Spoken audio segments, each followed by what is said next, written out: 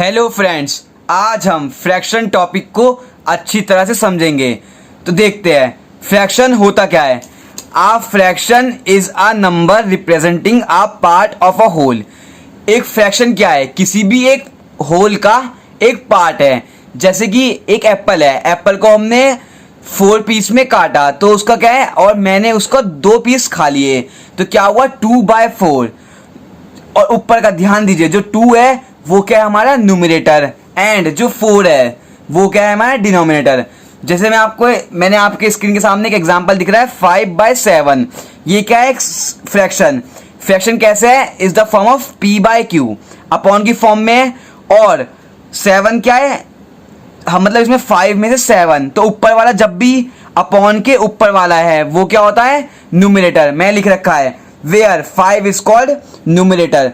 जब भी अपॉन के ऊपर वाले को क्या बोलेंगे? Numerator. And 7 is called denominator, और जो नीचे वाला है उसे क्या बोलेंगे हम? डिनोमिनेटर। अब हम इसका थर्ड पॉइंट पर समझते हैं। Fractions can be shown on a number line. Fraction को हम किस में शो कर सकते हैं? नंबर लाइन में। नंबर लाइन क्या होती है? देखो, ये पढ़ रखा है हमने इससे पहले भी। नंबर लाइन हमारी ये होती है, ये हमारा 0 होता है, यहाँ हमारे सारे प्लस होते हैं, यहाँ हमारे नेगेटिव होते हैं। तो हम फ्रैक्शन को नंबर लाइन में भी ड्रॉ कर सकते हैं। कैसे, वो हम सीखेंगे आगे।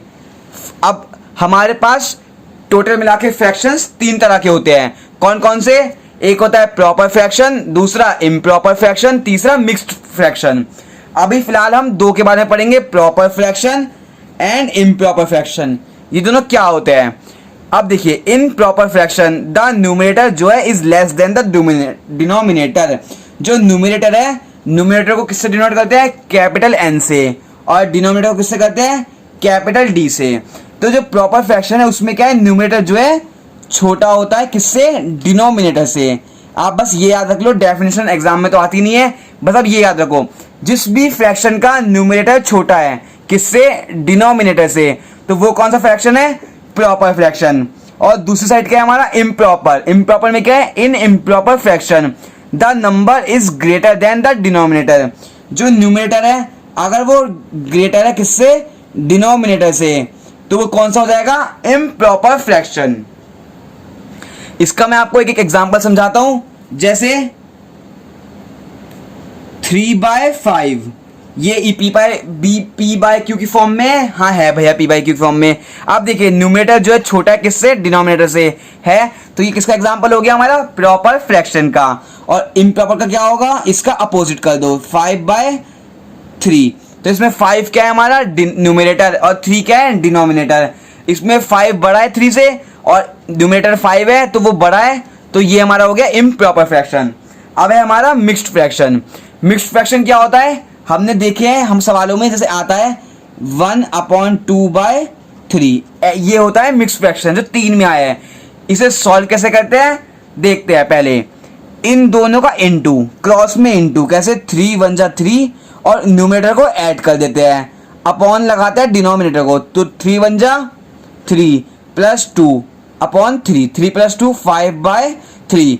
अब मुझे ये बताइए कि 5/3 है तो क्या ये कौन सा फ्रैक्शन हुआ? ये प्रॉपर या इम्प्रॉपर? पहचान क्या है? पहले देखते हैं न्यूमरेटर और डिनोमिनेटर में कौन सा बड़ा है। भैया न्यूमरेटर बड़ा है। जब न्यूमरेटर बड़ा होता है तो कौन सा होता है? ये इम्प्रॉपर फ्रैक्शन। तो ये कौन सा फ्रैक्शन हुआ? Improper fraction. हम मिक्स फ्रैक्शन को प्रॉपर में, और मिक्स फ्रैक्शन को इम्प्रॉपर में, या प्रॉपर को इम्प्रॉपर में, इम्प्रॉपर फ्रैक्शन को प्रॉपर में, सबको कन्वर्ट करना सीखेंगे आगे। अब हम समझते हैं अपना नेक्स्ट टॉपिक। नेक्स्ट टॉपिक क्या है? Equivalent fraction. क्या टॉपिक है? Equivalent fraction. ये बहुत इंपॉर्टेंट क्वेश्चन है एग्जाम में, आपको यूटी में, हाफ ईयरली में, फाइनल में क्वेश्चन जरूर दिखेगा। क्वेश्चन कैसा आता है? Right the 3 equivalent fraction of 3/5। इसका हमें क्या बताना है? इक्विवेलेंट फ्रैक्शन बताना है। ये क्या होता है? जब भी ऐसा क्वेश्चन आए तो हमें दोनों साइड न्यूमरेटर और डिनोमिनेटर में इनटू करना होता है सेम। जैसे मान लीजिए हमने इनटू करा 2/2, जो भी हम इनटू करेंगे न्यूमरेटर में वो ही सेम हमें इनटू करना है डिनोमिनेटर में। अब 3 2 जा 6, 5 2 जा 10, तो 6/10 क्या हो गया? Is the equivalent fraction of 3/5। इसका मतलब क्या है? अगर 6/10 को हमने काटा कैसे? 2 3 जा 6, 2 5 10, 3/5 आया, तो इसी को बोलते हैं इक्विवेलेंट फ्रैक्शन। जैसे अगर मुझे दूसरा इक्विवेलेंट फ्रैक्शन निकालना है 3/5 का, तो क्या होगा 3/5 इंटू 2 बार हमने इंटू कर लिया, अब हम करेंगे 3 से।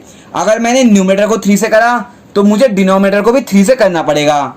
3 3 जा 9, 5 3 जा 15, तो 9/15 जो है is an equivalent fraction of 3/5। कैसे? अगर हमने इसको डिवाइड कर दिया तो क्या आंसर आया 3/5। अब हम एक एग्जांपल एक और लेते हैं, 3/5 को एक और हमें क्या निकालना है इक्विवेलेंट फ्रैक्शन।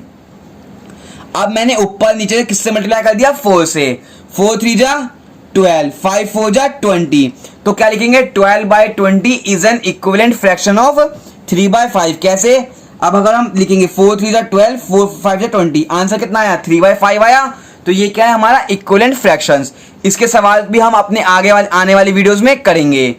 अब हम देखते हैं एक नेक्स्ट पॉइंट जो है uh fraction is said to be in the simplest और lowest form if its numerator and the denominator have no common factor except 1। अब जब भी हमारा कोई फ्रैक्शन में रह जाए आंसर, तो उसे हमें सबसे लीस्ट फॉर्म में या सिंपलेस्ट फॉर्म में करना है। कैसे?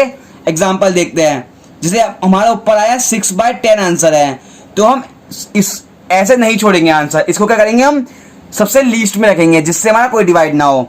तो ये 2 3 6, 3/5/10। अब ये नंबर किसी से नहीं कटेगा, तो इसको बोलेंगे लीस्ट या फिर लोएस्ट या फिर सिंपलेस्ट फॉर्म। हमेशा हम अपने फ्रैक्शन को सिंपलेस्ट और लोएस्ट फॉर्म में छोड़ते हैं। कभी भी 6/10 अगर आपने छोड़ा तो मैम आपका आधा या एक नंबर काट सकती है डिपेंडिंग अपॉन द टीचर। और हमेशा हमें क्या करना है सिंपलेस्ट या फिर लोएस्ट फॉर्म में करना है। लास्ट पॉइंट क्या है हमारा, for making fractions it is necessary that figure is divided into equal parts. अब हमें कभी कभी क्वेश्चन आ जाते हैं एग्जाम में, जैसे कि एक हमें फिगर दे रखा है, हमें बताना है कि 1/3 हमें शेड करना है, तो मतलब 3 मतलब हमें कोई 3 पार्ट्स बनाने हैं और उसका 1 शेड करना है। लेकिन ये जब हो सकता है जब हमारा तीनों इक्वल पार्ट्स में है। कैसे? आपको मैं एक एग्जांपल से समझाता हूँ। जैसे हमें लिखा एक फिगर दे रखी है, हमें इस टाइप में हमें ये फिगर दे रखी है और इसको बांट रखा है अलग अलग हिस्सों में, और इसमें हमारा मान लीजिए कलर हो रखा है।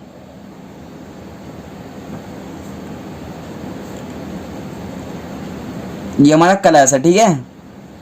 अब देखिए हमारा इसका फ्रैक्शन कैसे होगा। पहले हम गिनते हैं टोटल बॉक्स कितने हैं, 1 2 3 4 5 6 7 8 9, 9 आया नीचे। अब हम देखते हैं कितने में कलर हुआ है। हमें क्वेश्चन क्या है, राइट द शेडेड पोर्शन, तो 1 2 3 4 5 6, 6/9 आंसर है। अब हमें आंसर तो हमारा सही है 6/9, हमें बस ये देखना है कि जो हमारा एक पार्ट है वो इक्वल है या अनइक्वल। अब देखिए ये लगभग इक्वल है, ये लगभग इक्वल है, तो ये आंसर सही है। अब ऐसा नहीं हो सकता कि मान लीजिए एक है इतना बड़ा बॉक्स, इस पॉइंट को छोड़ दीजिए, मान लो एक ये पूरा डिब्बा है, रो है, और ये अलग है, मतलब ये अनइक्वल हो गया ना, तो ये वाला क्वेश्चन गलत हो जाएगा। हमें इक्वल पार्ट्स में डिवाइड करना है। आज के लिए इतना ही। मैं आने वाली वीडियो में, अगली वीडियो में आपको इस जिस टाइप के क्वेश्चंस आते हैं एग्जाम में वो आपको करके दिखाऊंगा। आज के लिए इतना ही। आई होप अगर यह वीडियो आपको अच्छी लगे तो नीचे दिए गए लाइक बटन को प्रेस कीजिए, और अगर आप इस चैनल पर नए हो तो इस चैनल को सब्सक्राइब कर लीजिए। धन्यवाद।